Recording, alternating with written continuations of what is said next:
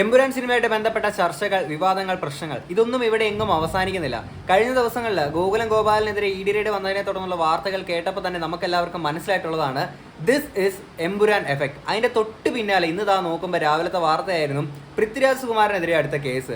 അല്ല, ഞാൻ ആലോചിക്കുന്ന ഒരു കാര്യം വെച്ചല്ലേ, കഴിഞ്ഞ ദിവസമാണെങ്കിൽ ഞാൻ കോട്ടയത്ത് CMS കോളേജിൽ കളിക്കാൻ പോയിട്ടുണ്ടായിരുന്നു. അപ്പോൾ അവിടെ അവരുടെ ഗേറ്റിന്റെ ഫ്രണ്ടിൽ വെണ്ടയ്ക്ക അക്ഷരത്തിൽ അവിടുത്തെ SFI പ്രവർത്തകർ എഴുതി വെച്ചിട്ടുണ്ട്, നുണ രാജ്യം ഭരിക്കുമ്പോൾ സത്യം സെൻസർ ചെയ്യപ്പെടും. ഓക്കെ, ആൻഡ് എന്താണെന്നുള്ള സംഭവം നിങ്ങൾക്ക് മനസ്സിലായല്ലോ. അവിടെ ഗേറ്റിന്റെ ഫ്രണ്ടിൽ അതും റോഡിന്റെ ഫ്രണ്ടിലായിട്ടാണ് എല്ലാ ആൾക്കാർക്കും വരുന്നേ പോകുന്ന എല്ലാവർക്കും കാണാൻ പറ്റും. അപ്പം ഇങ്ങനെ ഒരു കാര്യം ചെയ്ത് അവിടുത്തെ SFI പ്രവർത്തകർക്കെതിരെ അല്ലെങ്കിൽ ആ ഒരു കോളേജിനെതിരെ ഇനി ഇവിടുത്തെ ചാണകം തലയെ കൊണ്ട് നടക്കുന്ന ആൾക്കാർ ഇനി അവർക്കെതിരെ എന്തുമായിട്ടാണ് പോകുന്നത് എന്നുള്ളതാണ് എനിക്ക് മനസ്സിലാവാത്തത്. ഓക്കെ, എൻ്റെ നല്ലവരായിട്ടുള്ള BJP RSSലെ സുഹൃത്തുക്കളെ, നിങ്ങളെക്കുറിച്ചല്ല ഞാനിവിടെ സംസാരിക്കുന്നത്. ഓക്കെ, വർഗീയതയുടെയും മതത്തിന്റെയും തെറ്റുകൾക്കെതിരെ വിരൽ ചൂണ്ടിക്കഴിഞ്ഞാൽ അവനെ നിശബ്ദനാക്കുന്ന അത്തരം വർഗീയ വിഷങ്ങളെ കുറിച്ചാണ് നമ്മൾ ഈ ഒരു വീഡിയോക്ക് അത്ര സംസാരിക്കുന്നത്. എന്തിനാണെങ്കിൽ പൃഥ്വിരാജ് സുകുമാരന്റെ ആ ഒരു വാർത്ത ഞാൻ ഇങ്ങോട്ട് വെക്കാം. ആദായ നികുതി വകുപ്പിന്റെ നോട്ടീസ്. കടുവ, ജനഗണമന, ഗോൾഡ് എന്നീ സിനിമകളുടെ പ്രതിഫലം സംബന്ധിച്ച കാര്യങ്ങൾ വിശദീകരിക്കണമെന്ന് ആദായ നികുതി വകുപ്പ്. ഈ സിനിമകളിൽ അഭിനേതാവ് എന്ന നിലയിൽ പൃഥ്വിരാജ് പ്രതിഫലം വാങ്ങിയിരുന്നില്ല. എന്നാൽ പാതി നിർമ്മാതാവ് എന്ന നിലയിൽ 40 കോടിയോളം രൂപ വാങ്ങിയെന്ന കണ്ടെത്തൽ സ്വാഭാവിക നടപടി മാത്രമെന്നാണ് ആദായ വകുപ്പ് പറയുന്നത്. രാഗിൻ വിവരങ്ങളുമായി ചേരുന്നുണ്ട്. രാഗിൻ, സ്വാഭാവികമായിട്ടും എമ്പുരാന് ശേഷം ഉണ്ടായിട്ടുള്ള ഒരു നടപടിക്രമങ്ങളുടെ ഭാഗമാണോ ഇതെന്നുള്ള സംശയമുണ്ടാകാം. അത്തരമൊരു നീക്കത്തിന്റെ കൂടി ഭാഗമാണോ അതോ ഇത് പഴയ കേസാണോ? എന്തെല്ലാമാണ് പൃഥ്വിരാജിന് ആദായ നികുതി നോട്ടീസ് നൽകുമ്പോഴുള്ള വിശദീകരണങ്ങൾ? കഴിഞ്ഞ ദിവസം, അതായത് മാർച്ച് 29-നാണ് കൊച്ചി ആദായ നികുതി വകുപ്പ് ഓഫീസിൽ നിന്ന് പൃഥ്വിരാജിന് ഒരു നോട്ടീസ് പോയിരിക്കുന്നത്. അതിൽ പ്രധാനമായും പറയുന്നത് വരുന്ന ഏപ്രിൽ 29-നകം ചില കാര്യങ്ങൾ വിശദീകരിക്കണമെന്നതാണ്. അതായത് വരുമാനവുമായി ബന്ധപ്പെട്ട വിഷയത്തിലാണ് വിശദീകരണം നൽകേണ്ടത് എന്ന കാര്യം ആദായ നികുതി വകുപ്പ് വ്യക്തമാക്കുന്നു. അതായത് 3 സിനിമകൾ, ഗോൾഡ്, അതോടൊപ്പം തന്നെ ജനഗണമന, കൂടാതെ കടുവ, ഈ 3 സിനിമകളിലും പൃഥ്വിരാജ് അഭിനയിച്ചിരുന്നു. പക്ഷേ അഭിനേതാവ് എന്ന നിലയിൽ പണം വാങ്ങിയിരുന്നില്ല, മറിച്ച് കോ പ്രൊഡ്യൂസർ എന്ന നിലയിൽ, പാതി നിർമ്മാതാവ് എന്ന നിലയിൽ പണം വാങ്ങിയിട്ടുണ്ട്. അപ്പോൾ അതുമായി ബന്ധപ്പെട്ട കാര്യങ്ങളാണ് വിശദീകരിക്കേണ്ടത് എന്നതാണ് ഇപ്പോൾ വ്യക്തമാകുന്നത്. സ്വാഭാവികമായിട്ട് ഒരു വ്യക്തി എന്ന നിലയിൽ, അഭിനേതാവ് എന്ന നിലയിൽ പണം വാങ്ങുമ്പോൾ അതിന്റെ ടാക്സ്, നികുതി കൂടുതലാണ്. പക്ഷേ ഒരു കോ പ്രൊഡ്യൂസർ അല്ലെങ്കിൽ പാതി നിർമ്മാതാവ് എന്ന നിലയിൽ അതിന്റെ വരുമാനം വാങ്ങുമ്പോൾ അതിൽ വരുന്ന ടാക്സ് മറ്റേ ഇതിനെ അപേക്ഷിച്ച് കുറവുമാണ്. അപ്പോൾ ഈ ഒരു പശ്ചാത്തലം, ഈ ഒരു അന്തരമുണ്ട്. അതുമായി ബന്ധപ്പെട്ട് ഇപ്പോൾ ലഭിക്കുന്ന വിവരം അനുസരിച്ച് ഏകദേശം 40 കോടിയോളം രൂപയാണ്. അതുമായി ബന്ധപ്പെട്ട കാര്യങ്ങളിലാണ് വിശദീകരണം നൽകേണ്ടത്. ഇത് IT വിഭാഗവുമായി നമ്മൾ ബന്ധപ്പെട്ടിരുന്നത്. സ്വാഭാവികമായിട്ടുള്ള നടപടി എന്നതാണ് IT വിഭാഗം വ്യക്തമാക്കുന്നത്. മാർച്ച് 27-ന് എമ്പുരാൻ സിനിമ ഇറങ്ങുന്നു. പിറ്റേത് അന്ന് ആ ഒരു സിനിമ ഇറങ്ങേണ്ട വൈകുന്നേരം തന്നെ വലിയ രീതിയിൽ ചർച്ചയാവുന്നു, വിവാദമായിട്ട് മാറുന്നു അല്ലേ. 27 കഴിഞ്ഞ് 28-ന് വലിയ രീതിയിൽ വിവാദം ഇങ്ങനെ കത്തിപ്പടരുന്നു. 29-ാം തീയതി രാത്രിയാണെങ്കിൽ പൃഥ്വിരാജ് സുകുമാരനാണെങ്കിൽ ഓരോ നോട്ടീസും കാര്യങ്ങളൊക്കെ പോകുന്നു. അപ്പൊ തന്നെ നിങ്ങൾ ആലോചിച്ചു, ഇത് വെറുതെ കോയിൻസിഡൻസ് മാത്രം ആണ് കേട്ടോ, വെറുതെ കോയിൻസിഡൻസ് മാത്രമാണ്. അല്ലാതെ ഈ പറഞ്ഞ പോലെ ഇന്റൻഷ്യലി ആരും ഒന്നും ചെയ്തിട്ടുള്ളൊരു കാര്യമല്ല കേട്ടോ. ഇനി പണ്ടത്തെ ഈ ഒരു പൃഥ്വിരാജ് സുകുമാരനുമായിട്ടൊക്കെ ബന്ധപ്പെട്ടുള്ള അന്നത്തെ ഒരു വാർത്ത ഉണ്ടായിരുന്നു, അതുകൂടെ ഞാൻ ഇങ്ങോട്ട് വെക്കാം. പണ്ടത്തെ കേസാണെന്നൊക്കെ ഇവർ ചോദിക്കുന്നില്ല, ആ ഒരു പണ്ടത്തെ കേസ് എന്താണെന്ന് നമുക്ക് നോക്കാം. മലയാളത്തിലെ പ്രമുഖ സിനിമാ നിർമ്മാണ കമ്പനികളുടെ കള്ളപ്പണ ഇടപാടുകളെ പറ്റി എൻഫോഴ്സ്മെന്റ് ഡയറക്ടറേറ്റ് അന്വേഷണം തുടങ്ങി. വിദേശത്ത് വെച്ചടക്കം ശതകോടികളുടെ കള്ളപ്പണ ഇടപാട് നടന്നതായി നേരത്തെ ആദായ നികുതി വകുപ്പിന്റെ പരിശോധനയിൽ കണ്ടെത്തിയിരുന്നു. നിർമ്മാതാക്കളെ കൊച്ചി ഓഫീസിലേക്ക് വിളിച്ചു വരുത്തിയാണ് മൊഴിയെടുക്കുന്നത്. മമ്മൂട്ടി, മോഹൻലാൽ, പൃഥ്വിരാജ്, ദുൽഖർ സൽമാൻ, ആന്റണി പെരുമ്പാവൂർ, ആന്റോ ജോസഫ്, ലിസ്റ്റിൻ സ്റ്റീഫൻ തുടങ്ങി മലയാള സിനിമാ നിർമ്മാണത്തിൽ സജീവ പങ്കാളിത്തമുള്ളവരുടെ വീടുകളിലും സ്ഥാപനങ്ങളിലും 2 മാസം മുമ്പ് ആദായ നികുതി വകുപ്പ് റെയ്ഡ് നടത്തിയിരുന്നു. സൂപ്പർ താരങ്ങൾ അടക്കമുള്ളവരുടെ മൊഴിയും രേഖപ്പെടുത്തി. കള്ളപ്പണ ഇടപാടുകൾ സംബന്ധിച്ച് ഈ റെയ്ഡിൽ കിട്ടിയ വിശദാംശങ്ങളാണ് ഇൻകം ടാക്സ് ഇൻവെസ്റ്റിഗേഷൻ വിഭാഗം എൻഫോഴ്സ്മെന്റ് ഡയറക്ടറേറ്റിന് കൈമാറിയത്. ഇതിന്റെ ചുവട് പിടിച്ചാണ് ലിസ്റ്റിൻ സ്റ്റീഫൻ അടക്കമുള്ളവരിൽ നിന്ന് വിവരശേഖരണം നടത്തുന്നത്. ചില നിർമ്മാതാക്കളെ കഴിഞ്ഞ ദിവസം കൊച്ചിയിലെ ഓഫീസിലേക്ക് വിളിച്ചു വരുത്തിയിരുന്നു. കള്ളപ്പണ ഇടപാട് സംബന്ധിച്ച് എൻഫോഴ്സ്മെന്റിന്റെ പ്രാഥമിക വിലയിരുത്തൽ ഇങ്ങനെയാണ്. താരങ്ങൾ പലരും പ്രതിഫലം വിദേശത്ത് വെച്ചാണ് വാങ്ങുന്നത്. പ്രതിഫലത്തിന് പകരമായി ഓവർസീസ് റൈറ്റ് വാങ്ങുന്നവരുണ്ട്. വൻ കള്ളപ്പണ ഇടപാടാണ് ഇതുവഴി നടക്കുന്നത്. വിദേശത്ത് വെച്ച് നടക്കുന്ന കള്ളപ്പണ ഇടപാടുകളുടെ തുടർച്ചയായി പലരും വൻതോതിൽ ഭൂമിയും കെട്ടിടങ്ങളും വാങ്ങിയിട്ടുണ്ട്. ഇവരിൽ പലരും ദുബായിലടക്കം നടത്തിയ ഇത്തരം ഇടപാടുകൾ സംശയിക്കപ്പെടുന്നതാണ്. കള്ളപ്പണം വെളുപ്പിക്കുന്നതിനായി ചില തമിഴ് സിനിമാ നിർമ്മാതാക്കൾ പേര് വയ്ക്കാതെ മലയാള സിനിമയിൽ പണം മുടക്കിയിട്ടുണ്ട്. സിനിമയ്ക്കായി പണം കടം കൊടുക്കുന്ന ചെന്നൈയിലെ ലോബിയും ചില സിനിമകൾക്ക് പണം മുടക്കിയിട്ടുണ്ട്. പരാജയപ്പെട്ട സിനിമകൾ പോലും കോടികൾ ലാഭമുണ്ടാക്കിയെന്ന പ്രചരണം കള്ളപ്പണം വെളുപ്പിക്കാനാണ്. ലിസ്റ്റിൻ സ്റ്റീഫനെ കൂടാതെ ആന്റണി പെരുമ്പാവൂർ, ആന്റോ ജോസഫ് അടക്കമുള്ളവരെയും എൻഫോഴ്സ്മെന്റ് വീണ്ടും. ഇതിനെ തുടർന്നിട്ടാണെങ്കിൽ അന്ന് മറുനാടൻ മലയാളിയിൽ ഷാലൻസ്കറി ഒരു ന്യൂസ് ബൈറ്റ് കൂടെ കൊടുത്തിട്ടുണ്ടായിരുന്നു. അന്ന് പുള്ളി കുറച്ച് കാര്യങ്ങൾ പറഞ്ഞിട്ടുണ്ടായിരുന്നു ഇതുമായിട്ട് ബന്ധപ്പെട്ട്. പൃഥ്വിരാജ് സുകുമാരന്റെ പേരൊക്കെ ഇങ്ങനെ എടുത്ത് മെൻഷൻ ചെയ്തിട്ട് അതുകൂടെ ഞാൻ ഇങ്ങോട്ട് വെക്കാം. ഇന്ന് രാവിലെ ഞാൻ ഏറ്റവും അധികം സമയം മെനക്കെട്ടത് ഈ വാർത്തയുടെ പിന്നാമ്പുറ കഥകൾ ശേഖരിക്കാനാണ്. അന്വേഷണ ഏജൻസികളോടും ആരോപണ വിധേയരായ നിർമ്മാതാക്കൾ ഉൾപ്പെടെയുള്ള നിർമ്മാതാക്കളോടും നടന്മാരോടും ഒക്കെ സംസാരിച്ച ശേഷമാണ് ഞാൻ വീഡിയോ ചെയ്യുന്നത്. ഇടയടച്ച് നടപടിക്രമങ്ങൾ ഒഴിവാക്കി എന്ന് മനോരമ പറയുന്ന ആ നടൻ അത് പൃഥ്വിരാജ് തന്നെയാണ്. ഇത്തരക്കാർ പ്രൊപ്പഗൻഡ സിനിമകൾ ചെയ്യുന്നു എന്ന ഒരു സംശയം കേന്ദ്ര സർക്കാരിന്റെ കേന്ദ്ര അന്വേഷണ ഏജൻസികളുണ്ട്. വാസ്തവത്തിൽ പൃഥ്വിരാജ് അവരുടെ സംശയമനിലേക്ക് വന്നത് ജനഗണമന എന്ന സിനിമയിലൂടെയാണ്. ജനഗണമന അതിന്റെ തുടക്കമായിരുന്നു. അതിന്റെ തുടർച്ചയായാണ് വാര്യൻകുന്നൻ അനൗൺസ് ചെയ്തത്. ഓക്കെ, പിഴ അടച്ച് നിയമ നടപടികൾ അത് റദ്ദാക്കി എന്നുള്ള രീതിയിലാണ് പറയുന്നത്. അതായത് പിഴ അടയ്ക്കുക എന്ന് പറയുമ്പോൾ തെറ്റ് ചെയ്ത ഒരാൾക്ക് മാത്രമല്ല പിഴ അടയ്ക്കേണ്ടി വരുള്ളൂ. അപ്പോൾ അതായത് പൃഥ്വിരാജ് പിഴ അടച്ചെന്നുള്ള രീതിയിലാണ് ഇങ്ങനെ ഒരു വാർത്ത വന്നേക്കുന്നത്. അപ്പോൾ അന്ന് പൃഥ്വിരാജ് സുകുമാരൻ തന്നെയാണെങ്കിൽ തന്റെ ഫേസ്ബുക്ക് പോസ്റ്റിലൂടെ ആണെങ്കിൽ ഇട്ടിട്ടുണ്ടായിരുന്നു ഈ ഒരു മറുനാടൻ മലയാളി വന്നേക്കുന്ന ഈ ഒരു വാർത്ത പേരൊക്കെ എടുത്ത് പറഞ്ഞിട്ടുണ്ടായിരുന്നു. ഞാനതിവിടെ സൈഡിലോട്ട് കൊടുക്കുക ആ ഒരു ഇട്ടേക്കുന്ന ആ ഒരു പോസ്റ്റ്.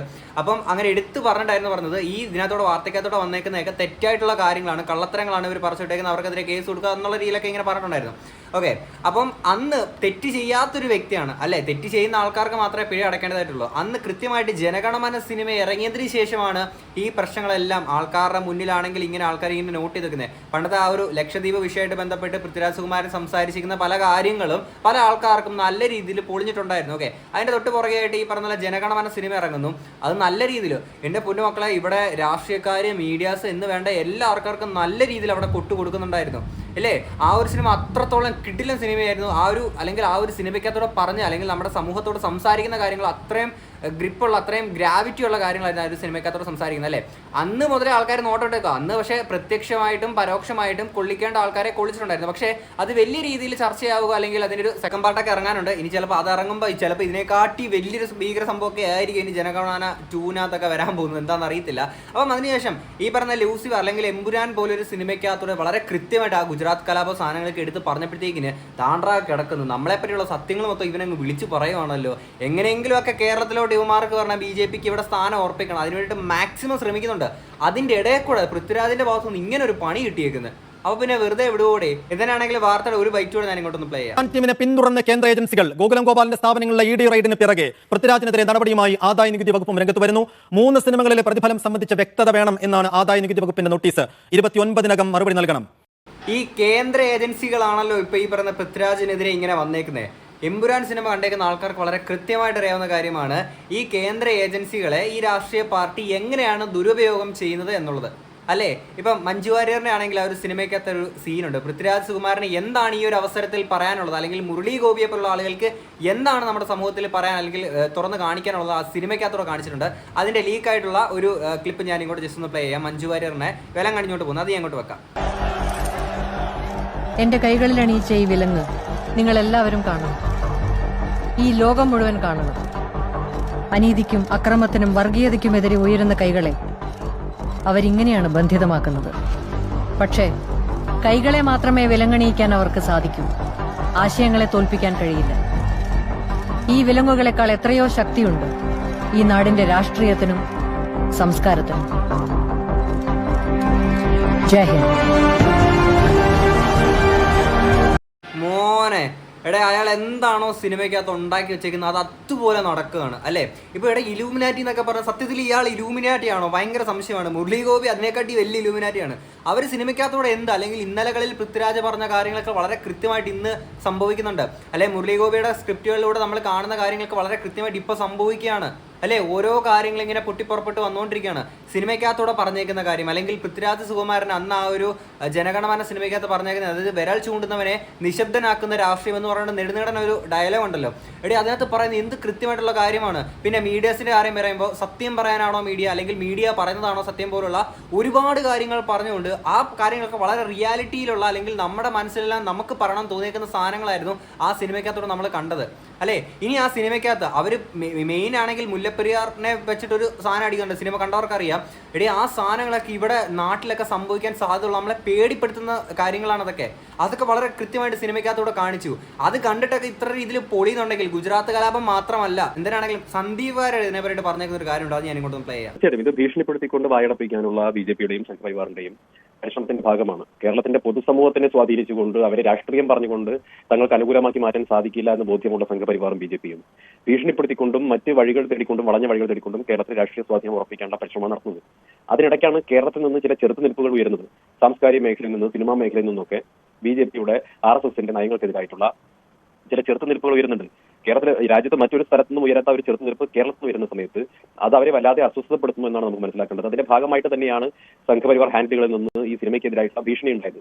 ആ ഭീഷണിയുടെ ഭാഗമായിട്ടാണ് മോഹൻലാലിന്റെ ഒരു സിനിമ എഡിറ്റ് ചെയ്ത് കേരളത്തിൽ പ്രദർശിപ്പിക്കേണ്ട സാഹചര്യം ഉണ്ടായത്. പക്ഷേ എനിക്ക് മനസ്സിലാവാത്തത്. ഇത് തന്നെയാണ് ഇവിടെ നടന്നുകൊണ്ടിരിക്കുന്നത്. ഇനി ഇത് കഴിഞ്ഞ് പൃഥ്വിരാജ് കഴിഞ്ഞിട്ട് ഏറ്റവും നല്ല രീതിയിൽ അവർക്ക് പൊളിയാൻ പോകുന്നത് മുരളി ഗോപിയുടെ അടുത്താണ്. എന്തിനാണെങ്കിലും ഇങ്ങനൊരു കഥ ഉണ്ടാക്കി അല്ലെങ്കിൽ ഇങ്ങനൊരു സ്റ്റോറി ലൈനൊക്കെ പറഞ്ഞിങ്ങനെ വെച്ചേക്കുന്ന മുരളി ഗോപിയുടെ അടുത്ത് ഇനി എന്താണ് ഇവർ കാണിക്കാൻ പോകുന്നത് എന്നുള്ളത് എനിക്കറിയത്തില്ല. ലാലേട്ടൻ്റെ അടുത്ത് ഇനി ഇവർ കാണിക്കാൻ പോകും. കാര്യം ഒന്നുമില്ലെങ്കിൽ ലാലേട്ടൻ മേജർ പദവിയിലുള്ള ഒരു വ്യക്തിയാണ്. പിന്നെ ഈ പറഞ്ഞ ലാൽ ഫാൻസ് കാര്യങ്ങളൊക്കെ. അപ്പോൾ ലാലേട്ടൻ ഖേദം പ്രകടിപ്പിച്ചുകൊണ്ട് ഒരു പോസ്റ്റൊക്കെ ഇട്ടു. അത്രയൊക്കെ ഇട്ട സ്ഥിതിക്ക് എന്തായാലും ലാലേട്ടനെതിരെ വരാനുള്ള സാധ്യത കുറവ്. മാത്രമല്ല ലാലേട്ടനെ എങ്ങനെയെങ്കിലും ഒരു സംഖ്യയാക്കാനെ കൊണ്ട് നല്ല രീതിയിൽ ഈ ഒരു പരിശ്രമങ്ങൾ അവരുടെ ഭാഗത്തുനിന്ന് നടക്കുന്നത്. മറ്റേ രാമക്ഷേത്രത്തിൻ്റെ ആണെങ്കിൽ പ്രതിഷ്ഠ ഭാഗമായിട്ടൊക്കെ ആണെങ്കിൽ ലാലേട്ടനെ ക്ഷണിക്കുകയും പിന്നീട് ലാലേട്ടൻ പോവാതിരിക്കുകയൊക്കെ ബന്ധപ്പെട്ട കുറച്ച് കാര്യങ്ങളൊക്കെ ഉണ്ടല്ലോ. എങ്ങനെയെങ്കിലും ലാലേട്ടനെ സംഖ്യയാക്കാനെ കൊണ്ട് അവരുടെ പരിശ്രമം നടക്കുന്നതുകൊണ്ട് തന്നെ ലാലേട്ടനെതിരെ വലിയ പ്രശ്നം വരില്ല എന്നുള്ളതാണ് എൻ്റെ ഒരു ഗസ്. എന്താണെങ്കിലും വരും ദിവസങ്ങൾ നമുക്ക് അറിയാൻ പറ്റുള്ളൂ. ഇപ്പോൾ പൃഥ്വിരാജിനെതിരെ വന്നു. ഇനി നമ്മൾ വരും ദിവസങ്ങളിൽ കാണാൻ പോകുന്നത് മുരളി ഗോപിക്കെതിരെ വരാൻ പോകുന്ന കാര്യങ്ങളായിരിക്കും. ഓക്കെ, എന്തിനാണെങ്കിൽ പറയുന്ന ഒരു ബാക്കി കാര്യങ്ങളുണ്ട്, അതുകൊണ്ട് ഞാൻ ഇങ്ങോട്ട് വെക്കാം. കേരളത്തിലായതുകൊണ്ടാണ് ഇൻകം ടാക്സിനെയും മീഡിയയും വിടുന്നത്. കർണാടകയിലോ മറ്റ് ഉത്തരേന്ത്യൻ സംസ്ഥാനങ്ങളിലോ ഒക്കെ ആയിരുന്നെങ്കിൽ തോക്കും കൊടുത്ത് വിടുമായിരുന്നു, ആളുകളെ കൊല്ലാൻ വിടുമായിരുന്നു. നമ്മുടെ മുന്നിൽ ഉദാഹരണങ്ങളുണ്ടല്ലോ, സാംസ്കാരിക പ്രവർത്തകരെ വെടിവെച്ച് കൊന്നതിന്റെ ഉദാഹരണങ്ങൾ നമ്മുടെ മുന്നിലുണ്ടല്ലോ. അപ്പോൾ അത്തരം സാഹചര്യം കേരളമായതുകൊണ്ട് സംഭവിക്കുന്നില്ല എന്നേ ഉള്ളൂ. പക്ഷേ ഇവിടെ മറ്റു വഴികളിലൂടെ കേരളത്തിൽ സ്വാധീനം ചെലുത്താൻ വേണ്ടി ശ്രമിക്കുകയാണ്. കേരളത്തിൽ തലച്ചോറിന് പകരം പൊതിച്ചോറും ചാണകച്ചോറും എടുത്ത് വെച്ചേക്കുന്ന ആൾക്കാർ വളരെ കുറവായതുകൊണ്ട്, അല്ലെങ്കിൽ അങ്ങനെയുള്ള ആൾക്കാർ കുറവായതുകൊണ്ടായിരിക്കാം ഒരുപക്ഷെ ഇങ്ങനെയുള്ള കാര്യങ്ങൾ നമ്മുടെ നാട്ടിൽ സംഭവിക്കാത്തത്. തൂക്കം കൊണ്ടൊക്കെ ആളെ പറഞ്ഞു വിടുക, അങ്ങനത്തെ കാര്യങ്ങളൊന്നും നടക്കാത്തത്. ഇപ്പം പൃഥ്വിരാജ് സുകുമാരൻ വേറെ ഏതെങ്കിലും ഒരു സ്റ്റേറ്റിലായിരുന്നു, തമിഴ്നാടല്ലാതെ മറ്റേതെങ്കിലും ഒരു സ്റ്റേറ്റിലായിരുന്നെങ്കിൽ ഇന്ന് പൃഥ്വിരാജിന് സുകുമാരൻ ജീവനോട് ഇരിക്കുമോ എന്നുള്ള കാര്യം വരെ സംശയമാണ്. കാര്യം അങ്ങനെയാണ് അവർ അക്രമങ്ങൾ അഴിച്ചുവിടുന്നത്. ഇപ്പോഴും കുറേ ആൾക്കാർ പറയുകയാണ് ഗുജറാത്ത് കലാപം അവർ 2 സൈഡ് കാണിച്ചില്ല എന്ന് പറയുമ്പോൾ, ഇവിടെ 2 സൈഡ് കാണിച്ചാൽ നാറാൻ പോകുന്നത് നിങ്ങൾ തന്നെ ആയിരിക്കും. സീരിയസ്ലി ഞാൻ പറയുകയാണെന്ന്. ഓക്കെ, ആ ഒരു ഈ പറഞ്ഞ റേപ്പ് വിക്ടിം ആയിട്ടുള്ള ഒരു ലേഡി ഉണ്ടല്ലോ, ഗർഭിണിയായിട്ടുള്ള പുള്ളിക്കാരുടെ തന്നെ ഇന്റർവ്യൂ അവിടെ ഇവിടെയൊക്കെ കറങ്ങി ഇങ്ങനെ നടക്കണം. ഞാൻ ഇങ്ങോട്ട് വെച്ച് വീഡിയോയുടെ ലെങ്ത് കൂട്ടുന്നില്ല, നിങ്ങൾ പല ആൾക്കാർ കണ്ടിട്ടുണ്ടായിരിക്കും. ഓക്കെ, അതൊക്കെ എടുത്ത് നിങ്ങൾ നോക്ക്, നിരപരാധികളായിട്ടുള്ള എത്ര ആൾക്കാർ. അപ്പം ഈ തെറ്റുകൾക്കെതിരെ നമ്മൾ സംസാരിച്ചു കഴിഞ്ഞാൽ നമ്മളെ തീവ്രവാദിയാക്കുക, നമ്മൾക്കെതിരെ ഇത്തരം നടപടികൾ വരിക, അതൊക്കെയാണല്ലേ. മറ്റേ ജോൺ ബ്രിട്ടാസ് പറഞ്ഞതുപോലെ തന്നെ ഓരോ RSകാരൻ്റെ ഉള്ളിൽ ഒരു മുന്നേ ഉണ്ട്, അല്ലെങ്കിൽ ആ ഓരോ BJPക്കാരൻ്റെ ഉള്ളിൽ ഒരു മുന്നേ ഉണ്ട്. അത് സിനിമ കണ്ടവർക്കറിയാം ഒരു മുന്ന എന്ന് പറയുന്ന ക്യാരക്ടർ എന്താണെന്നുള്ളത്. അപ്പം ഒരു സിറ്റുവേഷൻ വരുമ്പോൾ മാത്രമേ അവർ പുറത്തോട്ട് വരും എന്നുള്ളതാണ്. അപ്പോൾ എൻ്റെ നല്ലവരായിട്ടുള്ള BJPയിലെ RSSലെ സുഹൃത്തുക്കളെ, നിങ്ങളിത് അങ്ങനെ മുന്നേ ആയി മാറരുത് എന്നുള്ളതാണ് എൻ്റെ ഒരു ആഗ്രഹം. അങ്ങനെ അല്ല എന്നുള്ളത് തന്നെ ഞാൻ വിശ്വസിക്കുകയാണ്. കാര്യം നിങ്ങളെ എനിക്ക് അറിയുന്നത് വെച്ചിട്ട് ഞാൻ പറയുകയാണ്. പക്ഷേ ബാക്കിയുള്ളവർ അങ്ങനെയല്ല. അങ്ങനെയുള്ള റിയൽ മുന്നമാരെ ഞാൻ എൻ്റെ റിയൽ ലൈഫിൽ കണ്ടിട്ടുണ്ട്. കാര്യം ഒരു 1.5 വർഷം മുന്നേ ആണെങ്കിൽ ഞാൻ BJP റിലേറ്റഡ് ആയിട്ടുള്ളൊരു വീഡിയോ ചെയ്തിട്ടുണ്ടായിരുന്നു. അപ്പം ഇവരുടെ ഒരു ചില തെറ്റുകളെ ചൂണ്ടി കാണിച്ചുകൊണ്ട്, അപ്പം ഞാൻ എവിടെയുള്ള BJPക്കാരെ കുറിച്ചാണോ പറഞ്ഞത് അവിടെയുള്ള എൻ്റെ കുറച്ച് സുഹൃത്തുക്കളുണ്ടായിരുന്നു. ഞാനപ്പോൾ അവർ ചെയ്തേക്കുന്ന ഒരു തെറ്റിനെ ചൂണ്ടി കാണിച്ചുകൊണ്ട് ഒരു വീഡിയോ ഇട്ടപ്പോഴത്തേക്കിന് നിങ്ങൾക്കറിയില്ല, എൻ്റെ ഒരു വീഡിയോ ക്രിയേഷൻ എന്ന് പറയുമ്പോഴത്തേക്കിന് എന്തെങ്കിലും കാര്യം തെറ്റായിട്ടുണ്ടെങ്കിൽ നല്ല എക്സ്ട്രീം ലെവലിൽ പറയുന്ന ഒരു വ്യക്തിയാണ് ഞാൻ. പക്ഷെ അന്നത്തെ ഞാൻ ആ ഒരു വീഡിയോ ആണെങ്കിൽ ഈ പറഞ്ഞ ചെയ്തത് തെറ്റായിപ്പോയി അല്ലെങ്കിൽ മോശമായിപ്പോയി എന്നുള്ള രീതിയിൽ മാത്രം വാക്കുകൾ പറഞ്ഞ് ഒതുക്കിയിരിക്കുന്ന ഒരു വീഡിയോ ആയിരുന്നു. പക്ഷെ അത് കണ്ടിട്ട് തെറ്റുകൾക്കെതിരെയല്ലേ വിരൽ ചൂണ്ടി, ഇവരുടെ കള്ളത്തരങ്ങളൊക്കെ ആൾക്കാരിലോട്ട് എത്തുമല്ലോ എന്ന് വിചാരിച്ചിട്ട് ഇവരെല്ലാം കൂടെ എൻ്റെ അടുത്ത കുറച്ച് സുഹൃത്തുക്കളാണ്, അവരുടെ ഉള്ളിലെ യഥാർത്ഥ മുന്നമാർ വെളിയിൽ വന്നു. എന്നെ പിന്നീട് അവിടോട്ട് അങ്ങനെ എത്തിക്കഴിഞ്ഞാൽ അടിക്കുന്നു പിടിക്കുന്നൊക്കെ പറഞ്ഞ് അങ്ങനെ കുറച്ച് സ്കീമും കാര്യങ്ങളൊക്കെ ഉണ്ടായിരുന്നു. ഓക്കെ, അപ്പോൾ നിങ്ങൾ ആലോചിക്കുക, ചെറിയൊരു നാട്ടും പുറത്ത് ഇങ്ങനെയാണെന്നുണ്ടെങ്കിൽ, ഒരാൾ ചെയ്തൊരു ചെറിയൊരു വിഷയത്തെ പറ്റിയുള്ള ചെറിയൊരു വീഡിയോ ചെയ്തപ്പോൾ ഇങ്ങനെയാണെന്നുണ്ടെങ്കിൽ, വലിയ കാര്യങ്ങളെ പറ്റിയിട്ട് കുറച്ചുകൂടെ VIP-കളായിട്ടുള്ള ആളുകളൊക്കെ സംസാരിക്കുമ്പോൾ അവർക്ക് എന്തായിരിക്കും ഇവിടെ സംസാരിക്കാൻ പോകുന്നത്. കാര്യം ഈ VIP എന്ന് പറയുമ്പോൾ അത്രത്തോളം ഇൻഫ്ലുവൻഷ്യൽ ആയിട്ടുള്ള ആളുകളാണ് അല്ലേ. വളരെ ഇൻഫ്ലുവൻഷ്യൽ ആയിട്ടൊരു കാര്യമാണ് സിനിമ. ആ സിനിമ ക്രിയേറ്റ് ചെയ്തേക്കുന്ന ആ ഒരു ക്രിയേറ്റർ പൃഥ്വിരാജ് സുകുമാരൻ, മുരളി ഗോപി, ഇവർക്കെതിരെയൊക്കെ എന്തൊക്കെയായിരിക്കും ഇനി വരും ദിവസങ്ങളിൽ സംഭവിക്കാൻ പോവുക. അപ്പോൾ തന്നെ നിങ്ങളൊന്ന് ആലോചിക്കുക, BJPയെ പോലൊരു പാർട്ടി നമ്മുടെ നാട്ടിൽ ഭരണത്തിൽ വന്നു കഴിഞ്ഞാൽ എത്രത്തോളം ഭീകരമായിട്ടുള്ളൊരു അവസ്ഥയിലൂടെ ആയിരിക്കും നമ്മുടെ നാട് കടന്നു പോവുക. ഒന്നുമില്ലെങ്കിലും കേന്ദ്രത്തിന് ഇതുവരെ തൊടാൻ കഴിയാത്തൊരു മേഖലയാണ് നമ്മുടെ ഈ പറഞ്ഞുള്ള കേരളം. അപ്പോഴും തൃശ്ശൂർ മാത്രമാണ് അങ്ങോട്ടേക്ക് പോയേക്കുന്നത്. ആ തൃശ്ശൂർക്കാർക്കൊക്കെ അനുഭവിക്കണം. അവിടെ സുരേഷ് ഗോപിനെ പോലെ ഒരാളെ അങ്ങോട്ട് വിട്ടത് അനുഭവിക്കണം. കാര്യം അയാൾ വന്ന് പറഞ്ഞേക്കുന്ന ഓരോ കാര്യങ്ങളൊക്കെ, ജോൺ ബ്രിട്ടാസിന്റെ മറുപടിയൊക്കെ കൊടുത്തേക്കുന്ന കാര്യങ്ങളൊക്കെ നിങ്ങൾ കണ്ടിട്ടുണ്ടായിരിക്കുമല്ലോ. ചോദിച്ചതിനല്ല മറുപടി പറഞ്ഞേക്കുന്നത്. പിന്നെ മീഡിയാസിന്റെ മുന്നിലൊക്കെ വന്നിട്ട് അയാൾ പറയാ, നിങ്ങൾ ആര് മീഡിയാസോ, എന്ത് മീഡിയാസ് എന്നൊക്കെ പറഞ്ഞിട്ട് ഒരു MP ആണ്. മീഡിയാസ് ആരാണെന്ന് അറിയത്തില്ലേ സാറേ? സുരേഷ് ഗോപി സാറേ, അറിയാൻ മേലാത്തോണ്ട് ചോദിക്കുകയാണ്. ഓക്കെ, അപ്പോൾ ഇതാണ് പറയുന്നത്. ഇപ്പോഴും ഇവിടെ നമ്മുടെ കേരളത്തിൽ ജീവിക്കുന്ന ഏറ്റവും വലിയൊരു നമുക്ക് ഭയങ്കര ഫ്രീഡം എന്താണെന്ന് വെച്ച് കഴിഞ്ഞാൽ, നമ്മുടെ നാട്ടിൽ ഇവിടെ കമ്മ്യൂണിസ്റ്റ് ഭരിച്ചാലും കോൺഗ്രസ് ഭരിച്ചാലും നമുക്ക് അവർ എന്തെങ്കിലും തെറ്റുകൾ ചെയ്ത് കഴിഞ്ഞാൽ അതിനെതിരെ നമുക്ക് വരാൽ ചൂണ്ടാം. നമുക്ക് പച്ചയ്ക്ക് നമുക്ക് വിളിച്ച് കാര്യങ്ങളൊക്കെ പറയാം. എന്തിനാണ് പറയുന്നത്, അഖിൽമാരാർ ഒരു മീഡിയയുടെ മുന്നിൽ ഇരുന്നിട്ടാണെങ്കിൽ പറഞ്ഞല്ലോ, ഞാൻ പിണറായി വിജയനെ പരനാറി എന്ന് വിളിച്ചാൽ മതിയോ, അതായിരിക്കും കുറച്ചുകൂടെ ബെറ്റർ എന്നുള്ള അത്രയും പച്ചയ്ക്ക് പറയാൻ പറ്റുന്നുണ്ടെങ്കിൽ അതാണ് നമ്മുടെ ഈ ഒരു കേരളത്തിൽ കിട്ടുന്ന ഒരു സ്വാതന്ത്ര്യം. ഇപ്പം പിണറായി വിജയൻ തന്നെയാണ് കമ്മ്യൂണിസ്റ്റിനെതിരെ നല്ല കുട്ടി ഒരു സിനിമയ്ക്കകത്ത് കൊടുക്കുന്നില്ലേ, അത് കൊടുത്തിട്ട് പിണറായി വിജയൻ എന്താണ് പറയുന്നത്, സിനിമയായിട്ട് കണ്ടാൽ പോരെ, ഇത് സിനിമയാണ്, അത് അങ്ങനെ എൻജോയ് ചെയ്യാനുള്ളൊരു കാര്യമാണ് അല്ലേ. അങ്ങനെ അതിനെയൊക്കെ അക്സെപ്റ്റ് ചെയ്യണം അല്ലേ. വിമർശനങ്ങൾ വരുമ്പോൾ അതിനെയൊക്കെ അക്സെപ്റ്റ് ചെയ്യാൻ പറ്റണം. പക്ഷേ BJP എന്ന് പറയുന്നത് അങ്ങനെയല്ല.